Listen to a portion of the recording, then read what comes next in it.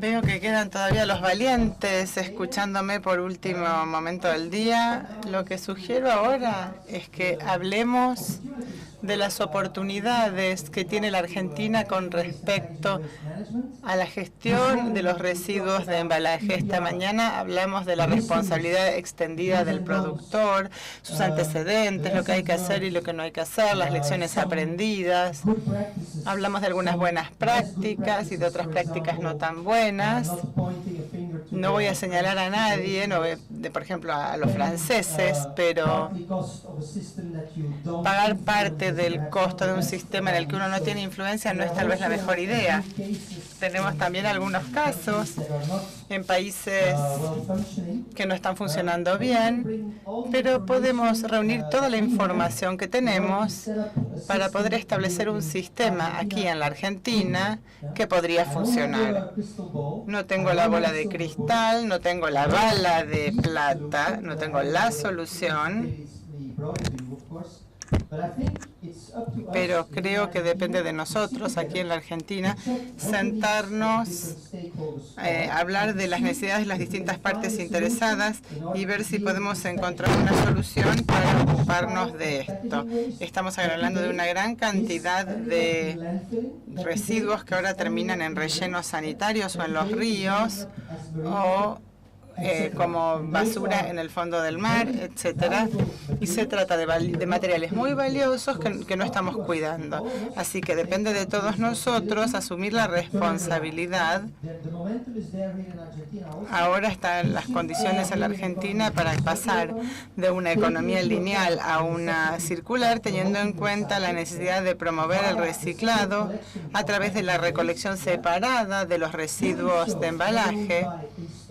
Hacerlo no solamente instalando un sistema de responsabilidad extendida, sino también a través de otras formas de gestión integrada de los residuos, por ejemplo, introduciendo mayores impuestos a los rellenos sanitarios.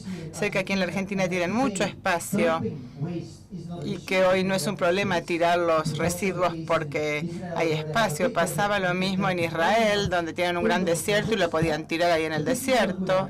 Pero no es buena idea. Si uno quiere pasar a la economía circular, uno tiene que promover el reciclado.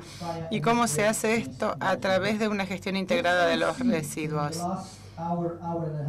En la próxima hora y media que nos queda, vamos a ver cuáles son las oportunidades para la Argentina.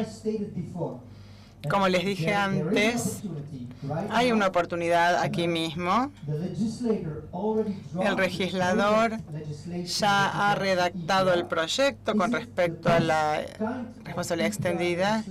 ¿Es la mejor legislación que se puede encontrar en el mundo? Probablemente no. Está bien definida, está bien descrita en detalle, indica cuáles son los distintos roles y responsabilidades de las distintas partes interesadas en este juego. Tal vez no, pero dicho todo esto, no deberíamos sentarnos a actuar en forma negativa y deprimirnos y decir que no podemos superar este problema en la Argentina. Sí que podemos resolverlo, pero solamente cuando todas las partes involucradas trabajen juntas. Como mencioné esta mañana, nadie va a ganar el 120%, va a poder satisfacer el 120% de las necesidades. Se trata de encontrar la manera de llegar a una situación en la que todos salgan beneficiados y todas las partes interesadas puedan satisfacer en parte sus necesidades, satisfacer lo que hacen y lo que quieren hacer. No copien el modelo belga. Sería muy fácil para mí sencillamente pasarles el modelo belga y decirles, miren, argentinos, es así, tienen que hacer esto como lo hicimos nosotros en Bélgica, porque es muy eficaz en función del costo. Solo les va a costar 6,7 euros por habitante por año, que son como 120 pesos argentinos por habitante por año. Por supuesto que no es nada por persona. ¿Hace falta copiar ese modelo o no? Hay que copiarlo porque llega al 80% de la meta de reciclado. Y cuando digo 80% de qué, de lo que se pone en el mercado, entonces esta es una invitación para copiar el modelo de Bélgica porque es eficiente y tiene alto rendimiento. Pero lamentablemente para ustedes, aquí en la Argentina no es por suerte igual a Bélgica. Bélgica es un país complejo también, con problemas también. Lo que les quiero decir es que, en primer lugar, tienen que hacer el análisis del mercado y después tendrán que decidir cuál es el modelo que quieren elegir. Hay distintos modelos. Sin siquiera conocer los detalles del mercado, yo elegiría una organización sin fines de lucro, establecida por y administrada por la industria que está obligada, donde haya lugar para todas las partes interesadas. Recuerden, y ya lo puse 2 veces en pantalla, recuerden ese esquema donde FOSplus está en el medio y a la derecha e izquierda tenemos a los operadores y esos son todos los operadores de residuos. Los públicos, los privados, los recolectores, todos los involucrados en la recolección, la separación y el tratamiento tienen un lugar y un papel que desempeñar.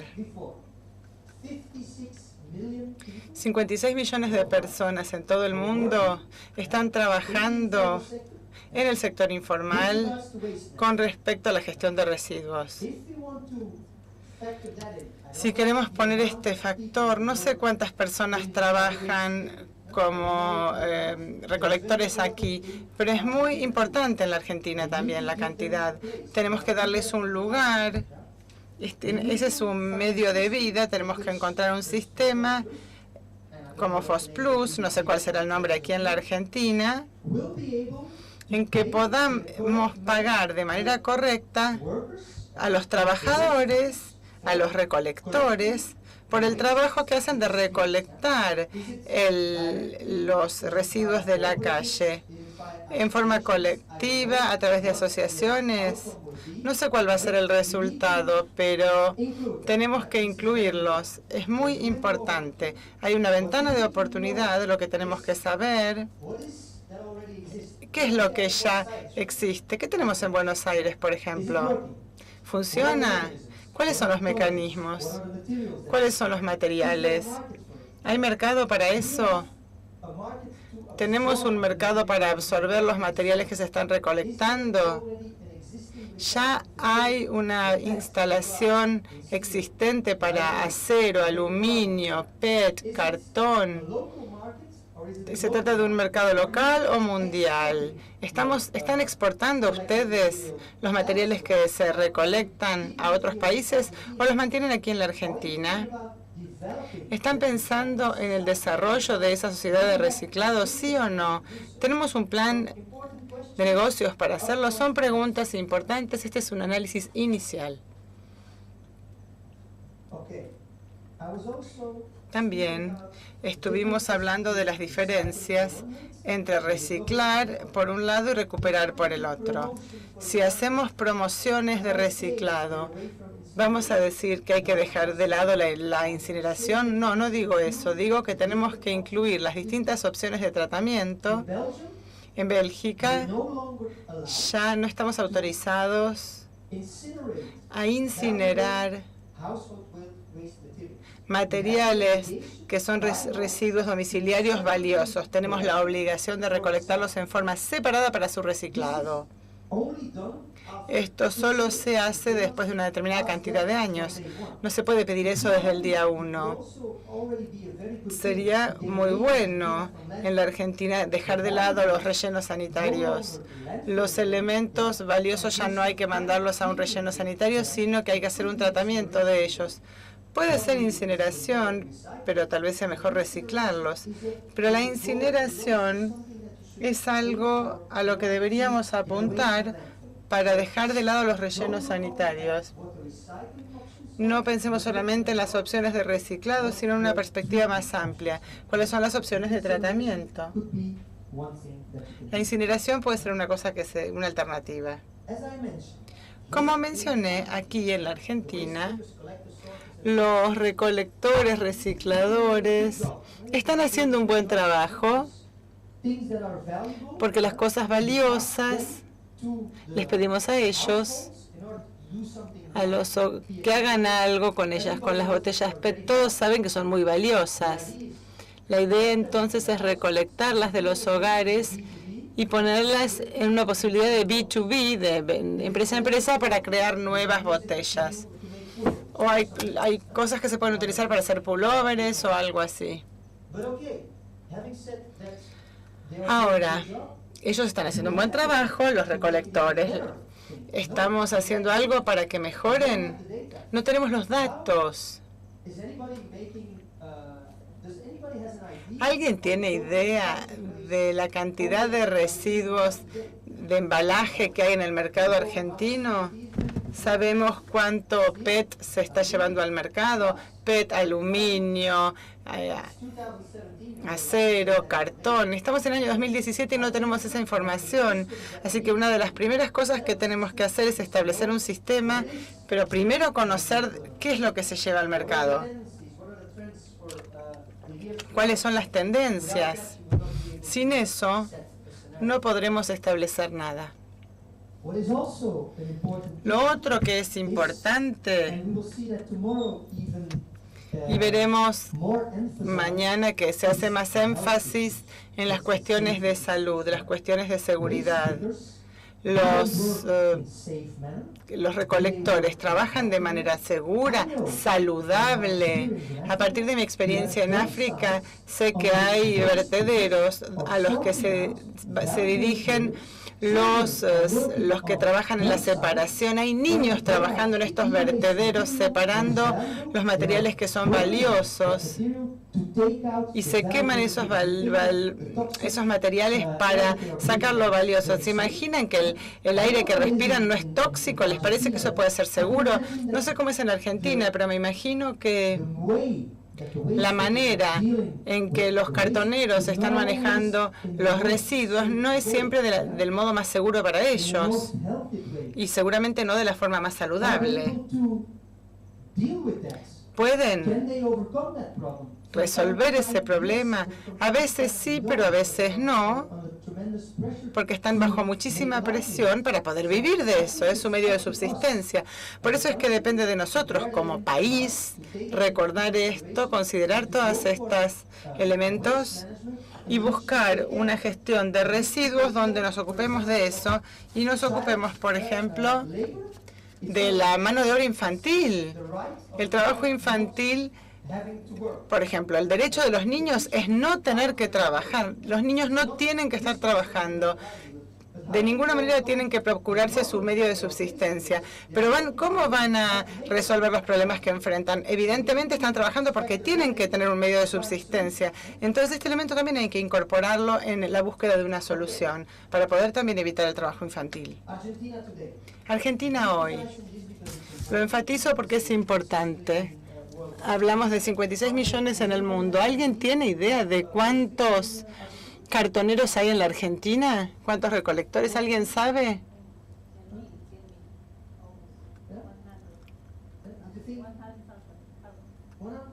¿100.000? ¿Piensan que eso es todo o que hay más? Esto ya es una pregunta. ¿Cuántas personas trabajan en este sector? Y ese es su medio de subsistencia. Eso hay que factorearlo, hay que incorporarlo también. Es bueno que tengamos esta conversación. I'm sorry, les pido disculpas, pero no escucho nada. Ni sé si está hablando en inglés o en español. En Buenos Aires.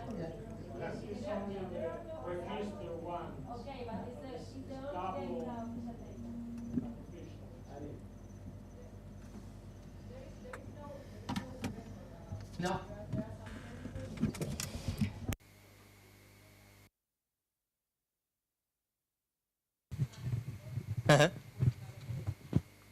Yeah. I will for the people there. Voy a repetir lo que estás diciendo para que ellas lo puedan traducir. Seguí.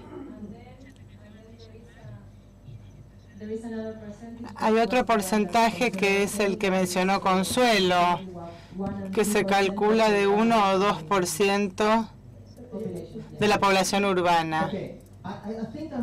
Creo que fui claro. No tenemos idea, pero son muchos. Ese es el punto, eso es lo que digo. Tenemos que incorporar esto, no podemos negarlo. Lo que, por cierto, no tenemos que hacer es negarlo. Ese error lo cometimos en Bulgaria y no está bueno negarlo. La negación no funciona. Habrá que implementarlo, incorporarlo en el sistema. Ellos tienen una voz que debemos tener en cuenta. ¿A dónde se llevan los materiales hoy en día? ¿Se llevan a negocios especializados, por ejemplo, a lugares donde los reparan, a recicladores, a rellenos sanitarios, a separadores? ¿Sabemos a dónde van las distintas corrientes? Probablemente no. Ese es un análisis también importante que tenemos que hacer, porque si queremos hacer un modelo de negocios, tenemos que saber de qué estamos hablando. Y no digo que debamos presionar para implementar un sistema.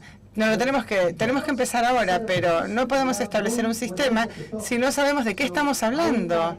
Los invito a ustedes entonces a que salgan a hacer este análisis de mercado.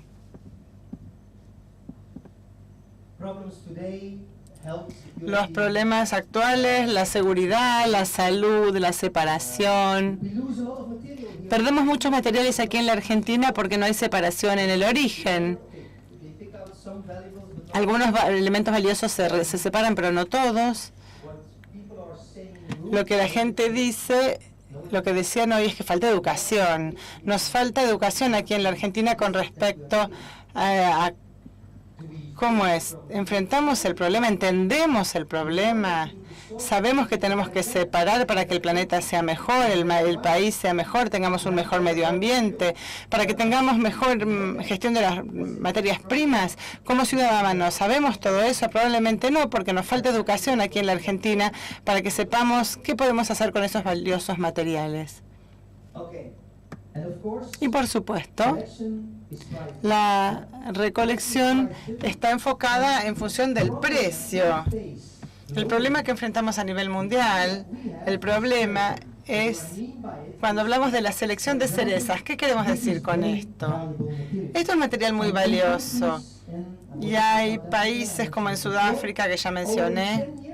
Hace ya 10 años, los embotelladores que utilizaban esto vieron que era un caso de negocios, reutilizar esas botellas en una aplicación de botella a botella para las botellas PET. Pero los otros sectores dijeron, no sentimos la presión de las autoridades, no sentimos presión de la opinión pública, no hay legislación y no hay ningún cumplimiento de la legislación, así que no lo haremos. Y ahora, 10 años después, se enfrentan al riesgo de enfrentarse con un impuesto por no haber asumido su responsabilidad. Este es un material muy valioso, pero ¿qué hacemos con otros materiales que no son tan valiosos? También hay que recolectar esos. Hay un precio menor para el vidrio o para el cartón. Sin embargo, hay que recolectar eso también. Mañana veremos, por ejemplo, para los residuos electrónicos. Las lamparitas son muy difíciles de reciclar. El precio es muy caro como para hacer algo. En algunos países decidieron no recolectar las lamparitas. Puede ser la decisión. Pero en Bélgica decidimos, bueno, tenemos que encontrar una solución para todos esos residuos electrónicos. Pero el costo de tratar las lamparitas es así de alto. Así que el aporte que tiene que hacer ese sector tiene que ser más alto que el de otro sector. No hacemos esto, sino que tratamos de encontrar una solución para la mayor parte de los embalajes. ¿Hay que encontrar una solución para todos? No, yo no soy fanático de optimizar el sistema. Soy fanático de optimizarlo y no de maximizarlo al sistema. En Alemania, en 1994, las autoridades decidieron que querían recolectar todos los tipos de materiales desde el primer día, incluso los menos valiosos, incluso los que tienen menores volúmenes. Eso significó que había un costo más elevado porque querían recuperar todo. Es muy noble hacerlo, pero ¿Se propone la maximización del tratamiento de los residuos o la optimización? Yo prefiero hablar de optimización. Después se podrá aumentar la recolección, pero primero hay que establecer un sistema en el que se puedan optimizar los flujos de lo que se recolecta. Transparencia. Todos dicen cuáles son los costos, cuáles son las tarifas, cómo se trata. Hoy tuve buenas conversaciones con las autoridades, a ver si las autoridades tienen que fijar la tarifa o lo tiene que hacer la industria. ¿Cómo se va a manejar esto? ¿Las autoridades van a tener en cuenta los costos reales? ¿Qué pasa con la evolución de los costos? ¿Lo van a tener en cuenta? ¿Tienen idea de cuáles son los precios de vender los materiales? ¿O lo dejamos en manos de la industria? Creo que es muy importante que ustedes dejen que el sistema decida de qué manera se calculan los precios, pero esto tiene que hacerse de manera justa. Me llevaría muchísimas horas o tal vez un día o medio día revisar con ustedes los 17 principios para definir la estructura de costos o de tarifas en Bélgica. La base es bastante sencilla. Por un lado tenemos los costos y por otro el ingreso que genera la venta de los materiales. Si reunimos estos dos, veremos que la contribución es X por tonelada. Tengo un costo de recolección de 100 para el vidrio, recibo 40 euros por vendérselo al reciclador, necesito otros 60 de las empresas para poder cubrir el costo total. Y esa es la ecuación. Es una organización sin fines de lucro y se puede hacer con el vidrio, con PET, con papel y cartón, etcétera. Se puede hacer para todos estos materiales. Hay una pregunta. Una breve pregunta respecto de los costos. Usted nos mostró sus cifras para el ingreso por servicios, ingresos derivados de la venta de materiales y los gastos de explotación. ¿Qué pasa con la inversión inicial para establecer el sistema? ¿Cuán grande fue esa cifra? Muy buena pregunta. Creo que fue 12.500 euros por empresa y 30 a 50 empresas aportaron eso en un comienzo y era para pagar el primer proyecto piloto, porque dijimos que queríamos demostrar a través de un proyecto piloto que el sistema podía funcionar. Hacía falta investir en tachos para vidrio, en educación, en actividades operativas como recolección y clasificación, en la instalación de instalaciones de reciclado. Entonces, la inversión fundamental fue para, digamos, auspiciar, patrocinar un piloto. Una vez que el piloto estaba funcionando, y eso se hizo también, digamos, de las primeras 50 compañías, ellas pagaban aranceles al sistema. Y fue después de eso recién que se sancionó la ley. Así que se obligó a la industria en primer lugar a demostrar que estaba dispuesta a asumir la responsabilidad. Pagaron al principio y después de haber demostrado que podía funcionar, el legislador definió las normas. No sé cómo es aquí en la Argentina, si van a primero establecer el marco jurídico y después los pilotos. Yo no se los sugeriría.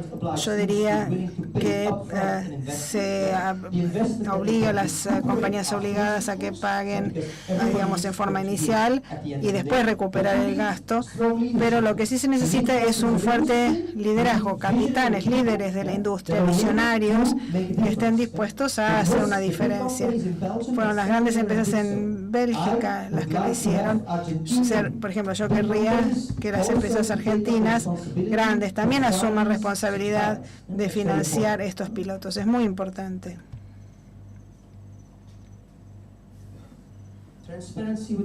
Transparencia respecto de costos y aranceles. Yo hablaba antes de que es muy fácil decir tengo costos por un lado, ingresos por otro, pero cuando hablamos de 17 principios me refería a solidaridad entre los materiales. Hay algunos materiales que no están siendo recolectados. Por ejemplo, en Bélgica, el embalaje flexible multipack no se recolecta para reciclado, pero paga el arancel más alto a FOS Plus. ¿Cómo lo hacen? Bueno, se les pide un arancel más alto y el razonamiento es que no contribuyen a la sociedad del reciclaje. Este embalaje se recolecta y contribuye a la sociedad del reciclado porque uno recolecta el material y lo devuelve al sistema de producción. Se recibe por un dinero a partir de la venta. En tanto, el embalaje flexible de Bélgica hoy se incinera, es conversión de residuos en energía y para alejarse de los no reciclables pagan la contribución más alta. Entonces es a través de un mecanismo de solidaridad que se fijan las normas. Yo no me voy a meter en eso en detalle, podemos hablarlo después teniendo en cuenta los principios de FOS Plus en el cálculo, pero el razonamiento sencillo es el costo-beneficio, un precio por tonelada, pero a su vez hay que tener en cuenta distintas cosas. Por ejemplo, tenemos costos indirectos, comunicación, el pago de salarios de la gente de FOS Plus, infraestructura, etcétera. Hay costos indirectos que hay que asignar a los distintos materiales cuando establecemos la estructura de honorarios. Al ver los vídeos hay que entender por qué se hizo así. Hay que ser muy transparente. Aquí hay algunas posibilidades pensadas espontáneamente para la Argentina. En Bélgica hacemos la recolección de vidrio a través de cestos. Primera pregunta, ¿es viable en Argentina? ¿Van a promover la recolección puerta a puerta de cartones o de la fracción liviana, las bolsas azules en Bélgica, o van a establecer otros sistemas de recolección? Por ejemplo, cuando yo estaba en Rumania, pensaban en recolectar los cartones junto con el cartón de papel. Estas fibras se encuentran en otros cartones y en los vasos de cartón. No sé si es una buena idea o no, pero tenemos que asegurarlo, por supuesto, si podemos hacer ambas cosas, porque no es el mismo material. El laminado y es aluminio y plástico, pero por ejemplo, si las recipientes de cartón de bebida son solo una fracción, van a influir de manera negativa en el reciclaje del cartón de papel. Son todas interrogantes, son diferentes posibilidades para recolectar. Por ejemplo, en el país había una mezcla de vidrio y plástico. A mí me da escalofríos, o me dio escalofríos cuando vi que esto pasaba porque había contaminación cruzada entre el vidrio y el plástico. El vidrio roto contamina el plástico, pero la gente lo hacía porque tenían su plan de negocios para eso. Era de mala calidad, pero en definitiva habían encontrado un mercado para eso. Entonces, ¿cómo tratarlo? Hay distintas posibilidades. ¿Cuáles son los verdaderos escenarios potenciales en la Argentina? Por supuesto, yo puedo presuponer o dar por sentado que conozco de lo que estoy hablando, pero no en el caso del mercado de la Argentina. No les puedo decir tienen que hacer esto o aquello. Tienen que primero hacer un análisis para ver qué hay en el mercado, cuáles son las posibilidades. Y decir, bueno, debería incluir a los cartoneros. Es algo que se da por sentado, pero ¿es factible? ¿Se está haciendo? ¿Está listo el mercado para eso? ¿Está preparado? ¿Hay grandes empresas dispuestas a aceptar que esos trabajadores, esos cartoneros, tengan un lugar en el sistema? ¿O están dispuestos a aceptarlo, sí o no? El papel de las municipalidades. ¿Se están organizando entre ellas la separación, la recolección separada, o están trabajando en un esquema? Una vez más, la municipalidad es la que tiene la competencia de ver qué pasa con los residuos municipales, el otro organismo competente para hacerlo. ¿O están dispuestos a firmar un contrato? ¿Ven cuáles son los beneficios, sí o no? ¿Cómo funciona hoy? Por ejemplo, yo estuve en Colombia hace unos meses y hay un sistema de tarificación complejo en cuanto a qué es aquello que los ciudadanos deben pagar. En los impuestos pagan por el agua, electricidad y la gestión de residuos. ¿Cómo se define esa estructura? No me queda muy claro. No entiendo cabalmente cómo es. No sé qué pasa en la Argentina. ¿Ustedes como ciudadanos pagan por el manejo de residuos hoy o se hace a través de las municipalidades o de las autoridades o a través de las provincias? ¿Es obligación que las municipalidades calculen esto? ¿Es una obligación impuesta por las autoridades nacionales, etcétera, etcétera? Tenemos que ver cómo funciona hoy. Porque si como ciudadanos estamos pagando impuestos por el manejo de residuos y luego vamos a recolectar los residuos a través de un esquema por separado, cuyos costos van a correr por cuenta de ese esquema, las municipalidades pueden, digamos, de todas maneras incluir el costo para los ciudadanos, es decir, ¿cómo lo vamos a manejar? ¿Cómo vamos a hacer que sea transparente? ¿Sabemos cuál es el costo? ¿Sabemos cómo hacen esto las municipalidades? Son todas preguntas importantes que hay que formularse. Este es un escenario de recolección posible. Quizás esté siendo muy inocente, pero piensen en posibilidades en la Argentina. ¿Van a recolectar vidrio, cartón de papel, la fracción liviana? ¿Van a invertir en empresas que tengan recolección separada en su empresa? ¿Ven un mercado para eso? Hay muchas cosas que se están recolectando. El modelo de negocios es el de promover la recolección por separado en las compañías, ¿sí o no? Todas preguntas, todos interrogantes. ¿Están dispuestos como municipalidad a invertir en esos parques de reciclaje? ¿Les parece que digamos, está la contribución de los ciudadanos para que la municipalidad invierta en esto, donde los ciudadanos puedan llevar sus materiales, por ejemplo, residuos de poda, residuos de construcción, residuos de embalaje, residuos de cocina, toda clase de residuos? ¿Creen que existe una ventana de oportunidad en la Argentina para invertir en eso como municipalidad? Sí, hay que averiguarlo. Esto ya lo saben, porque es la tercera vez que se los muestro. Estos son los factores clave de éxito del modelo belga. ¿Los repito? No hace falta, ¿no? Porque para este momento ya los conocen. Y no sé a ustedes cuáles les parece que son los más importantes.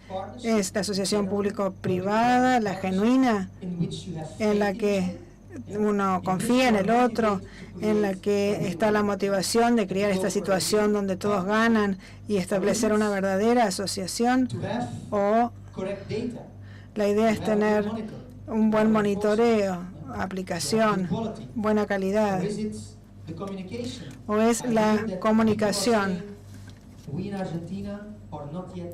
O hay gente que dice, bueno, no, aquí en la Argentina no existe la educación suficiente cuando hablamos de la clasificación de residuos en el hogar. No entendemos la ecuación, no entendemos por qué lo hacemos. Deberíamos entonces invertir en campañas de educación, de sensibilización. ¿Es esa nuestra prioridad? Esa es otra pregunta. Creo que todos los elementos son muy importantes para poder establecer un sistema de gestión de residuos de embalaje eficiente y que funcione. Estas son todas las cuestiones, y también tener un papel que todas las partes desempeñen y una buena relación público-privado. Creo que depende del sistema de embalaje de establecer un sistema para los embalajes comerciales e industriales, fijar metas en ese sentido. Por otro lado, los residuos de embalaje domiciliarios, fijar un sistema para eso. Y todo se trata de empezar, de dar el primer paso. de encontrar soluciones a los distintos problemas. Si uno ya está en el ejercicio de Pareto, si ya tiene una solución para el 80%, entonces ya están haciendo un buen trabajo. Yo diría que traten de colaborar, de tratar esto, de hablarlo, de conversarlo y de empezar. No se trata solamente de fijar normas, pero quedarse en el plano teórico, sino que hay que practicar, promover y hacer paso a paso a través de ejercicios pilotos. Muchas gracias por su atención. Other questions? Preguntas.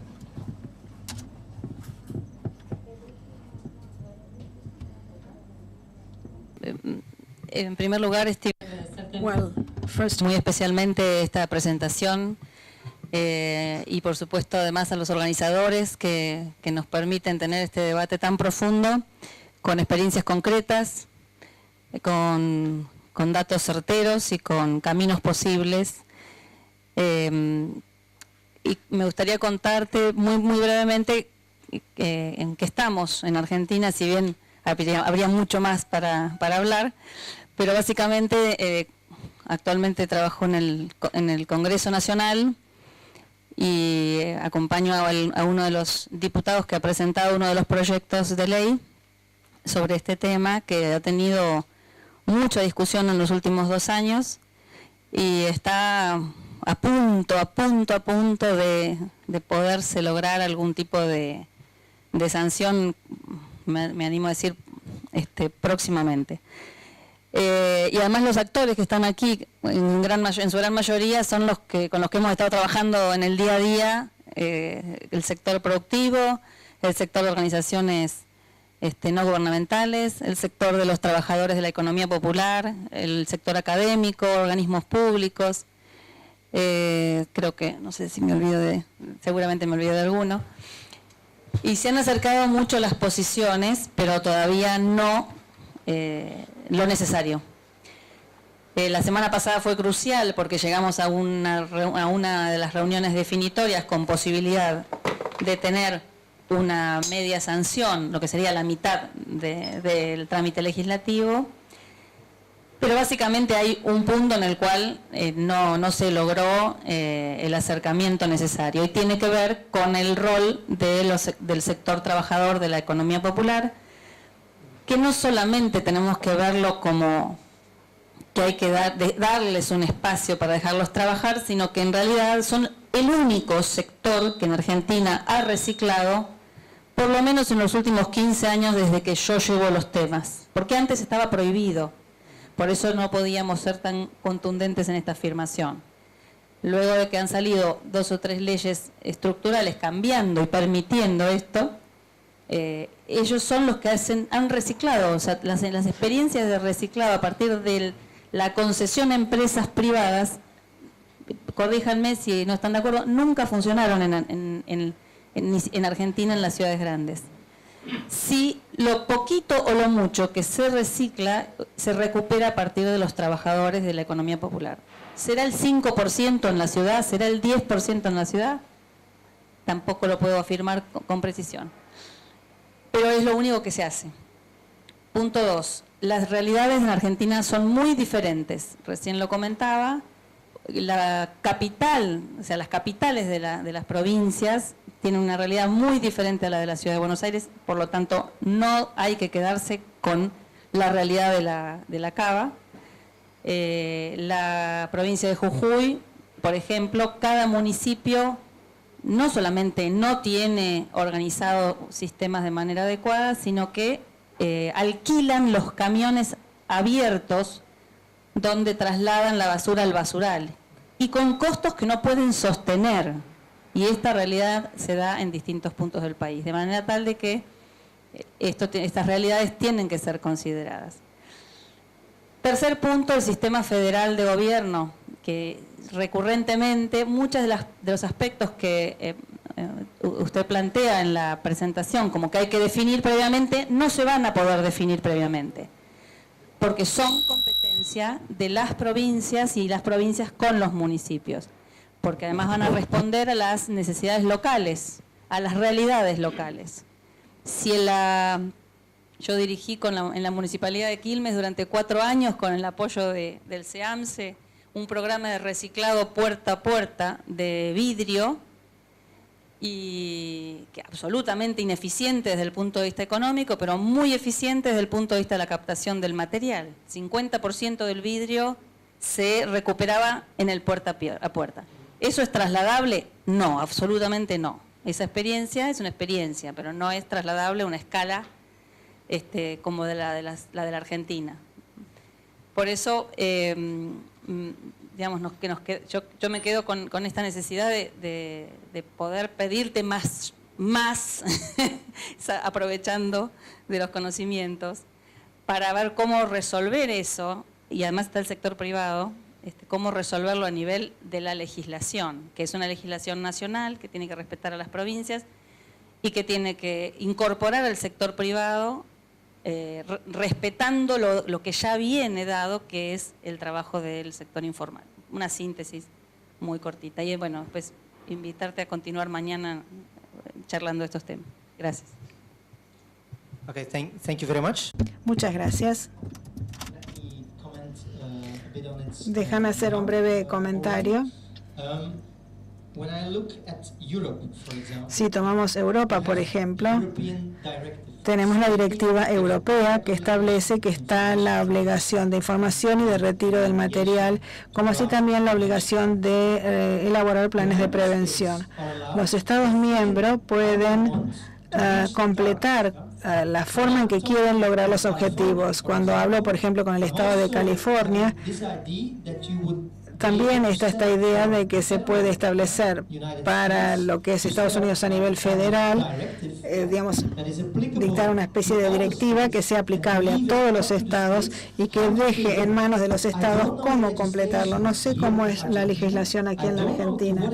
No sé en qué medida las provincias son autónomas en lo que a los temas ambientales concierne, pero sería una solución quizás establecer un marco legal nacional en cuanto a la fijación de objetivos para las industrias obligadas y dejar en manos de las provincias. Estoy haciendo un brainstorming acá porque no sé cómo es el marco jurídico, repito, pero dejar en manos de las provincias el hecho de que, digamos, como que completen el cómo, pero tienen que cumplir los objetivos, tienen la competencia para redactar legislación a nivel provincial y hacerla cumplir. No sé si eso es factible o no. Me animo a percibir que probablemente tenga menos sentido que tener una ley nacional, pero bueno, hay que ver qué es lo que existe verdaderamente en la Argentina, cuál es el marco jurídico hoy en día y cuál puede ser mañana.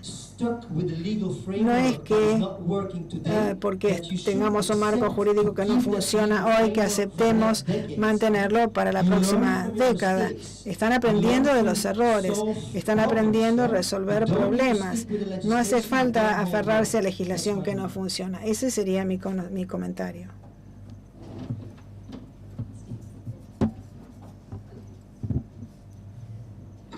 Bueno, siguiendo ya que Cristina tiró la pelota al medio, agarro un poco de esa pelota, pero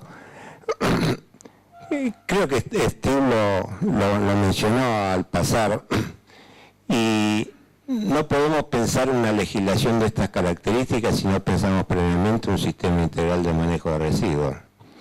Y ahí es donde el Estado Nacional y los Estados provinciales deberían tener una respuesta más que inmediata para dar y que todavía no está totalmente presentada a la sociedad. Y me parece a mí que en esta vocación por desarrollar leyes nos estamos olvidando de diseñar escenarios para que estas leyes puedan ser cumplidas. ¿Qué quiero decir con esto? Que me parece que las instancias o los pasos necesarios son precisamente tener el escenario a cumplir en cuanto al manejo de residuos, porque ahí precisamente vamos a encontrar la posibilidad de incorporar la idea de la responsabilidad extendida del productor en la medida de poder hacer funcionar el esquema que Steve nos presentó en cuanto a esa tripartita necesaria organización de quién pone el dinero, a quién se le paga y quién es el que vende los productos. Quizás yo pensaría en ir diseñando normas graduales en el tiempo, tratando de coordinar esto y al mismo tiempo establecer una obligación precisa de generar lo que no tenemos, que es la información. Porque sin esa información vamos a seguir produciendo quizás los mejores papeles, pero no las mejores leyes.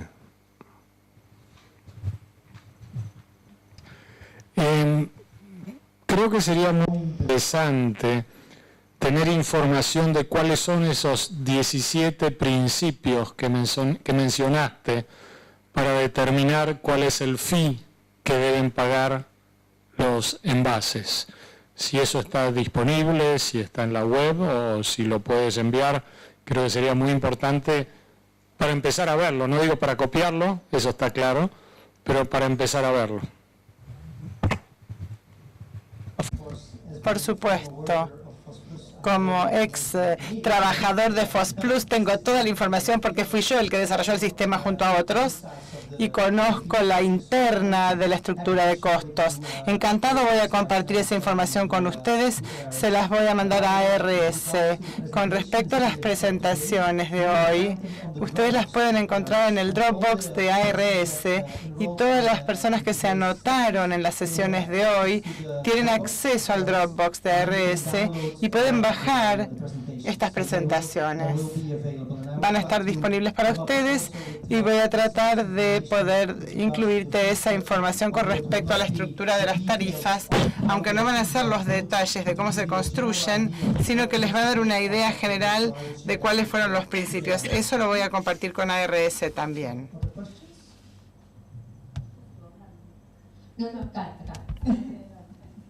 Muchas gracias por la presentación. Yo voy a hacer una consulta más desde el punto de vista del privado, del sector que va a estar haciéndose cargo de este sistema.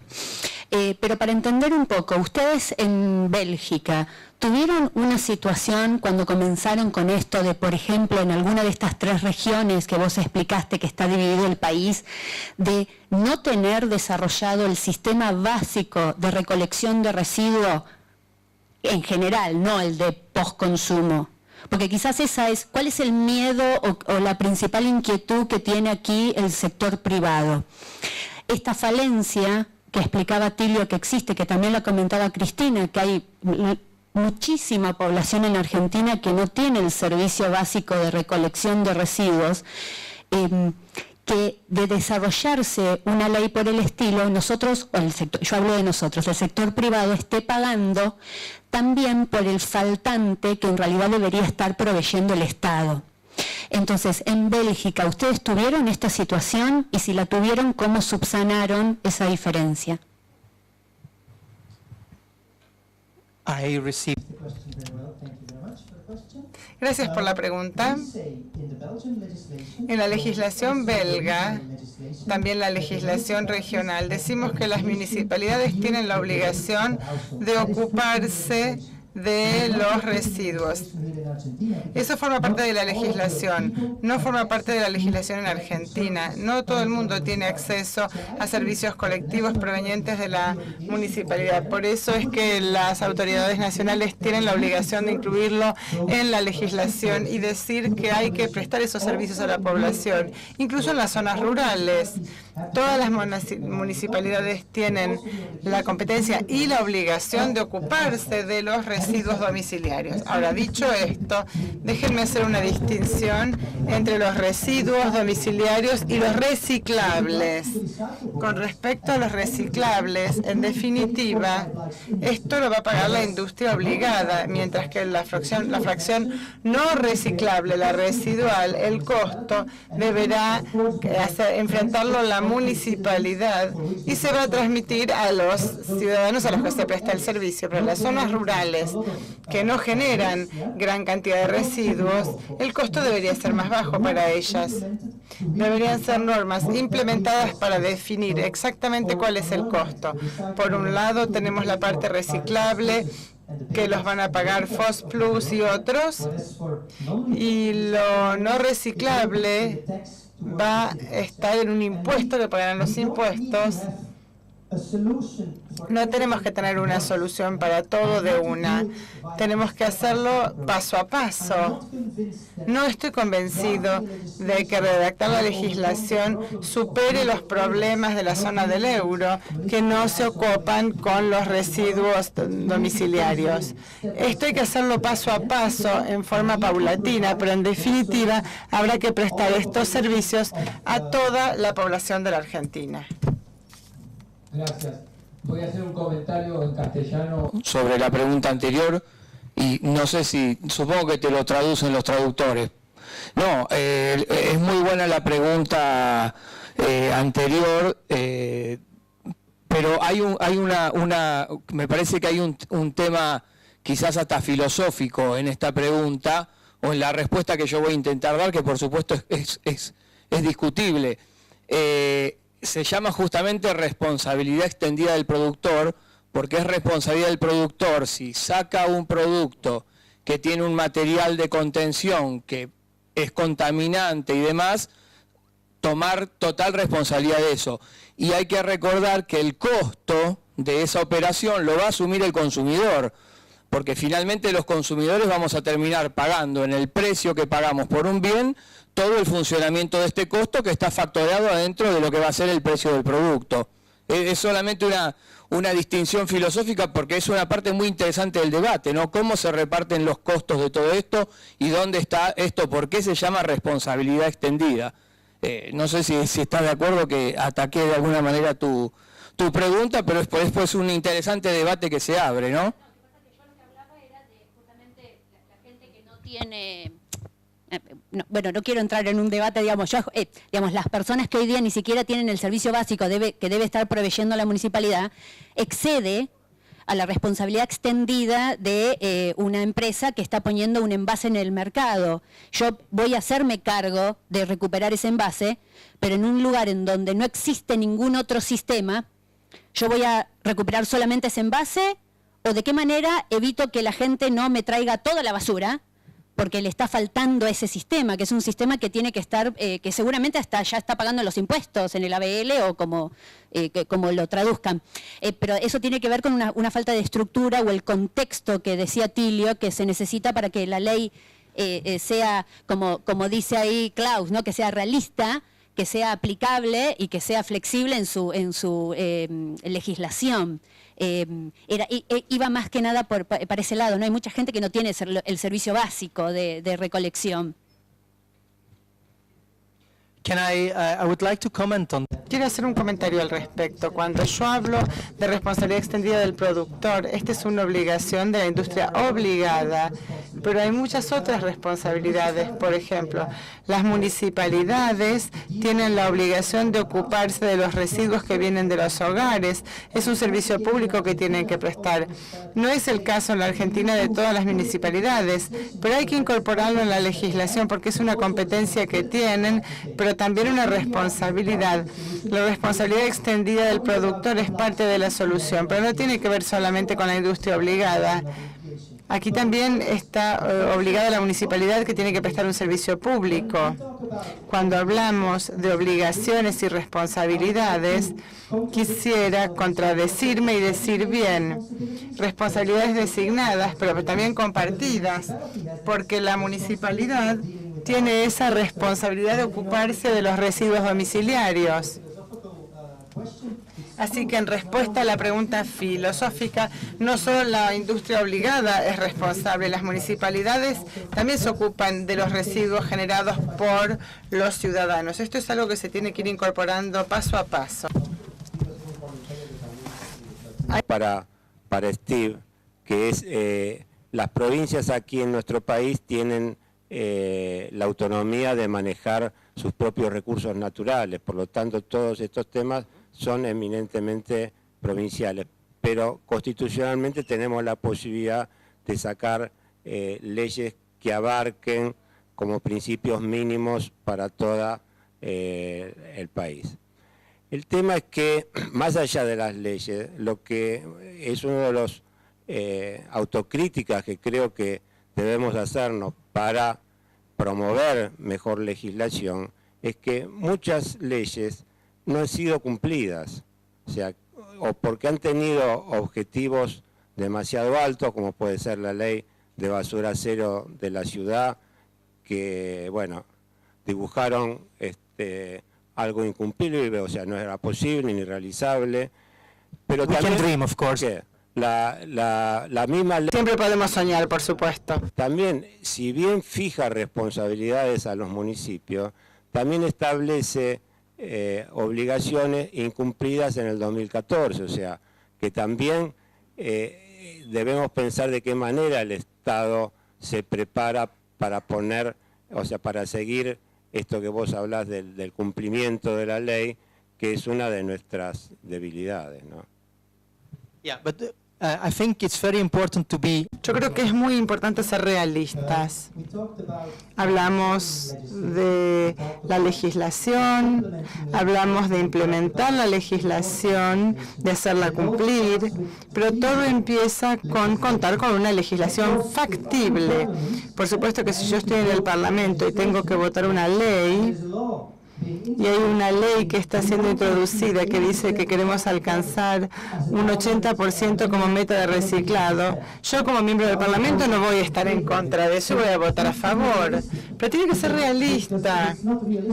Si no es realista, no se va a implementar. Si no se implementa, no se va a cumplir. Entonces, en muchos países yo he visto, en Argelia, Rumania y otros países donde trabajo, he visto que establecen una meta alta que es imposible de implementar. Entonces, nadie se ocupa y a nadie le importa.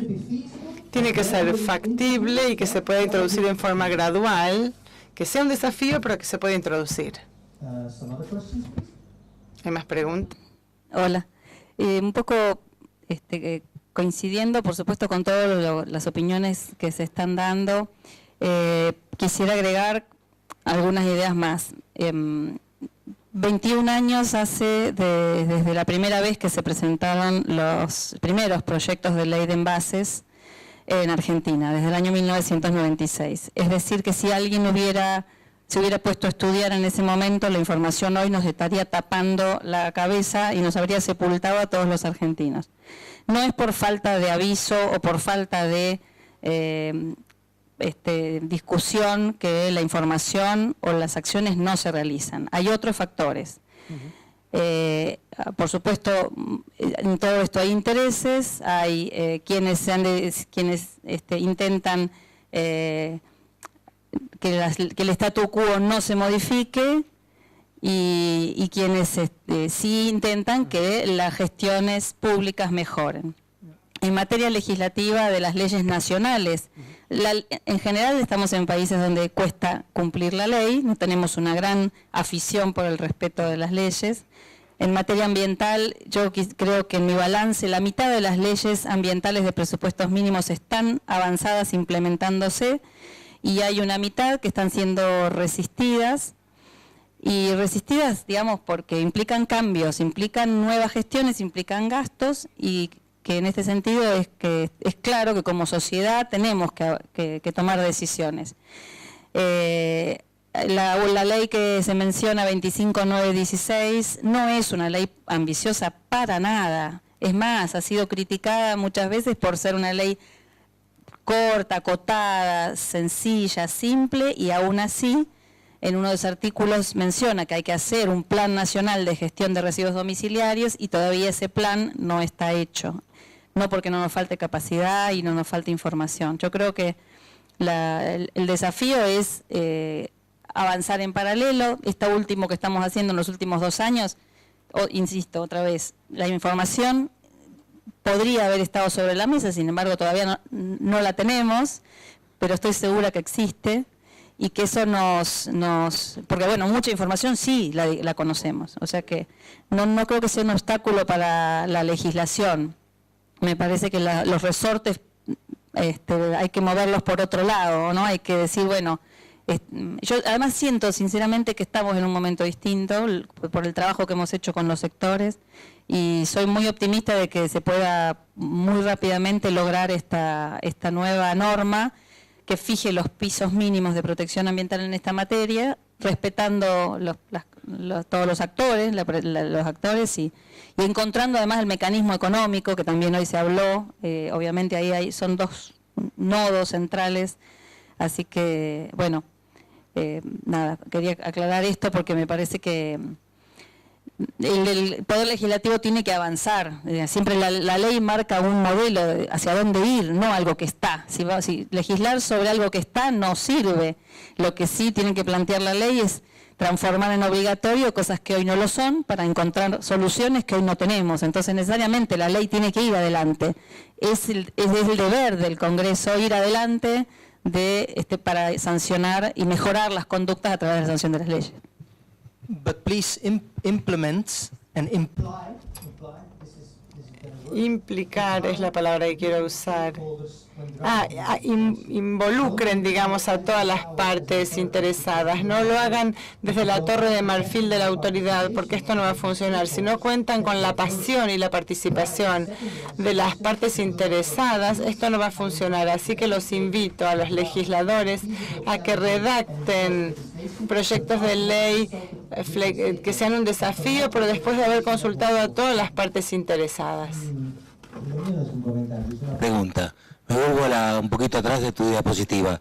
El 80% de lo que ustedes recuperan, eso es una cantidad de dinero que pone la industria. ¿Cuál es la cantidad de dinero que recibe el comité de gestión por la venta del reciclable? ¿O cuál es la relación que hay entre lo que ponen y lo que reciben? O sea, reciben de la venta. that depends on the market. Depende del mercado. Al comienzo de la creación de FOSPlus era 10 a 15% porque el valor del material que se vendía era muy bajo. Pero después hubo una evolución del mercado. Esto se basa en el mercado. Hay distintas demandas. Por ejemplo, en 2008-2009 calculamos 40 millones de euros de ingresos por la venta de materiales y solo recibimos 25. Ahí teníamos un faltante de 15 millones en el presupuesto que tuvo que pagar la industria obligada. ¿Cuál es la ecuación ahora? Es 50-50 más o menos. 50% de los costos de las actividades operacionales los cubre la venta de materiales y el 50% lo cubren las partes responsables del embalaje que contribuyen a través de las tarifas. Esto es algo que evoluciona.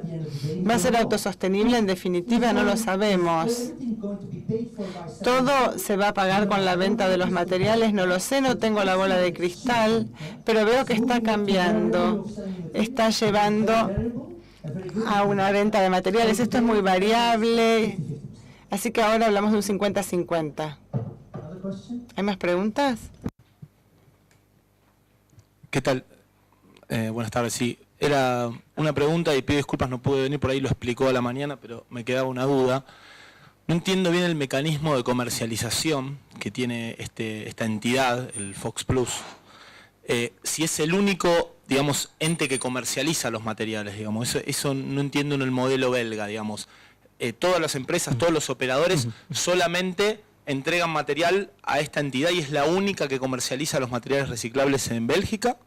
Y si eso no tendría algún componente, debido a que esa entidad también está compuesta por los mismos que lo compran, algún componente de incompatibilidad desleal con respecto a los precios.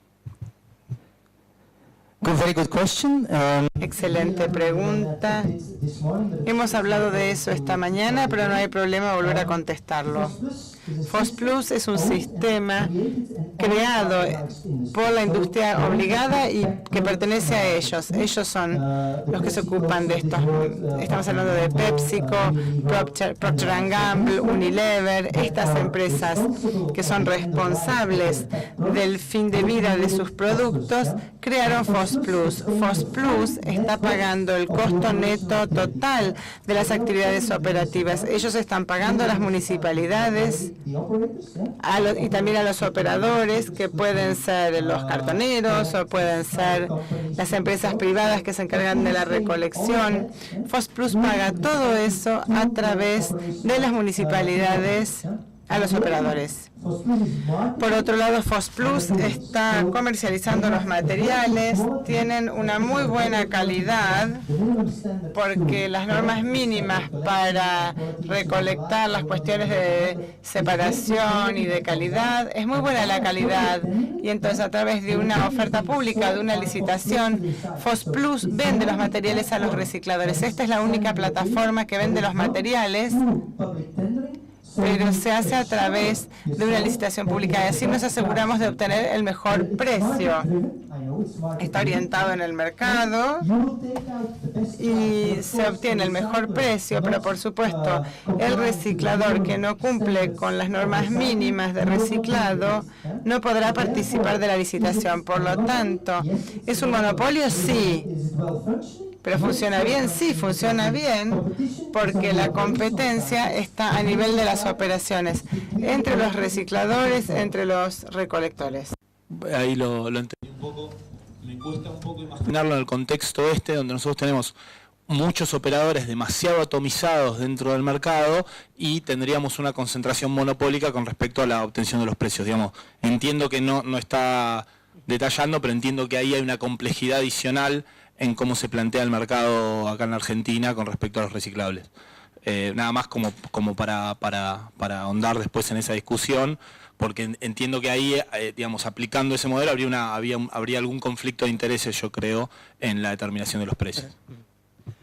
Well, and to elaborate a bit, Para ampliar en ese concepto, cuando uno fija los fees, depende del costo, por supuesto. Si decimos, bueno, cuál va a ser la recolección o el costo de recolección de esa bolsa azul en esa área, cuánto dinero tenemos que invertir en tener una recolección por separado de esa bolsa, y luego debemos elegir entre distintos prestadores de servicios, vamos a tener que incluir a los cartoneros porque hacen un buen trabajo en algunos barrios. Hay que introducir eso y eso va a ser parte de la estructura de costos. También tiene que ver con, por ejemplo, el clasificador o los depósitos, y hay que ver cuáles son esos costos para fijar el precio. A partir de una licitación pública se puede hacer, pero bueno, por supuesto que hay que fijar el precio de mercado correcto. ¿Alguna otra pregunta? Quería preguntarte sobre los contratos tripartitos que hablaste. Un poco más de información sobre cómo son los costos, cuántas empresas participan, solamente se consideran los costos o hay otras consideraciones, por cuántos años duran, un poco más de detalle sobre esa parte. well, those contracts Seguramente recuerdan la transparencia en la que yo les mostraba a la izquierda que tenían vidrio, en el centro papel y cartón y a la derecha la bolsa azul. Son tres flujos diferentes. Dentro de una intermunicipalidad ya tenés tres licitaciones. Haces la licitación para el vidrio, para el papel y cartón y para la fracción liviana. Puede ser una licitación por 1, 3, 5 años, no me acuerdo de memoria, pero por lo menos son 2 años en Bélgica.